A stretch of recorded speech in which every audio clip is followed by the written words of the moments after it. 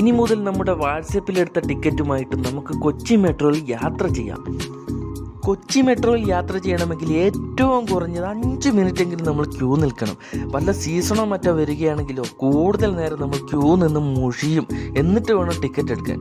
ഇതിന് പരിഹാരമായി കൊച്ചി മെട്രോ തന്നെ 2 മണിക്കൂർ മുമ്പ് വരെ നമുക്ക് വാട്സപ്പിൽ സ്വന്തമായിട്ട് ടിക്കറ്റ് എടുക്കാനുള്ള സംവിധാനം കൊണ്ടുവന്നിരിക്കുകയാണ്. അതെങ്ങനെയെന്ന് നമുക്ക് നോക്കാം. അതിനുശേഷം ഈ കാണുന്ന നമ്പർ നിങ്ങളുടെ വാട്സപ്പിൽ ഒന്ന് സേവ് ചെയ്യുക. എന്ത് പേരിൽ വേണമെങ്കിലും നിങ്ങൾക്ക് സേവ് ചെയ്യാവുന്നതാണ്. ഞാനിപ്പോൾ കൊച്ചി മെട്രോ എന്ന് പറയുന്ന ഒരു പേരിലാണ് ഇത് സേവ് ചെയ്യുന്നത്.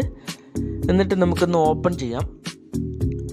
ഓപ്പൺ ചെയ്ത് കഴിഞ്ഞാൽ ഇതേപോലെ കൊച്ചി മെട്രോ റെയിൽ ലിമിറ്റഡ് എന്ന് പറഞ്ഞിട്ടുള്ളൊരു പേജാണ് ഓപ്പൺ ആയിട്ട് വരിക.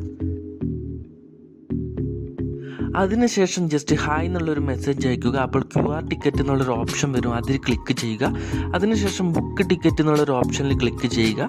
അതിനുശേഷം നിങ്ങൾ യാത്ര ചെയ്യാൻ ഉദ്ദേശിക്കുന്ന സ്റ്റേഷൻ ഏതാണോ അത് സെലക്ട് ചെയ്ത് കൊടുക്കുക. ഞാനിപ്പോൾ എറണാകുളം സൗത്തിൽ നിന്നാണ് യാത്ര ചെയ്യാൻ ഉദ്ദേശിച്ചിട്ടുള്ളത്. അപ്പോൾ ഞാൻ എറണാകുളം സൗത്ത് ഇങ്ങനെ സെർച്ച് ചെയ്തുകൊണ്ടിരിക്കുകയാണ്. അടുത്തതായിട്ട് നമുക്ക് എറണാകുളം സൗത്ത് കിട്ടിക്കഴിഞ്ഞാൽ അത് സെലക്ട് ചെയ്ത് കൊടുക്കുക. കണ്ടോ, അപ്പോൾ ഞാൻ യാത്ര ചെയ്യുന്നത് എറണാകുളം സൗത്താണ്. അതിനുശേഷം വരിക നമ്മുടെ എക്സിറ്റ് സ്റ്റേഷൻ ഏതാണെന്ന് വെച്ചാൽ അത് സെലക്ട് ചെയ്ത് കൊടുക്കുക. ഞാൻ ഇപ്പോൾ എടപ്പള്ളി ജംഗ്ഷനിലേക്കാണ് യാത്ര ചെയ്യാൻ ഉദ്ദേശിച്ചിട്ടുള്ളത്. അപ്പോൾ അതെനിക്ക് കിട്ടി.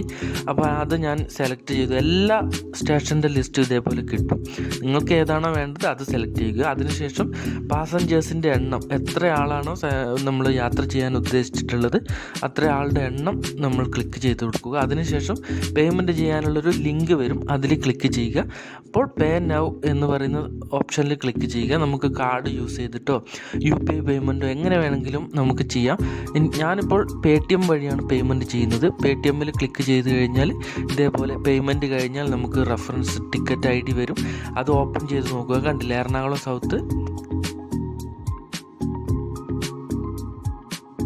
എടപ്പള്ളി ജംഗ്ഷൻ എന്നുള്ള ടിക്കറ്റ് കിട്ടി. അത് ഫുൾ ബ്രൈറ്റ്നസ്സിൽ ഫോണിൽ ഓൺ ചെയ്തതിന് ശേഷം നമ്മൾ ജസ്റ്റ് അതിൽ സ്കാൻ ചെയ്യുക. അതിനുശേഷം നമുക്ക് സുഖമായിട്ട് യാത്ര ചെയ്യാവുന്നതാണ്. ഇങ്ങനെ എടുക്കുന്ന ടിക്കറ്റിന് സാധാരണ എടുക്കുന്ന ടിക്കറ്റിനെക്കാട്ടും റേറ്റും കുറവാണ് കേട്ടോ. വീഡിയോ ഷെയർ ചെയ്യാൻ മറക്കല്ലേ.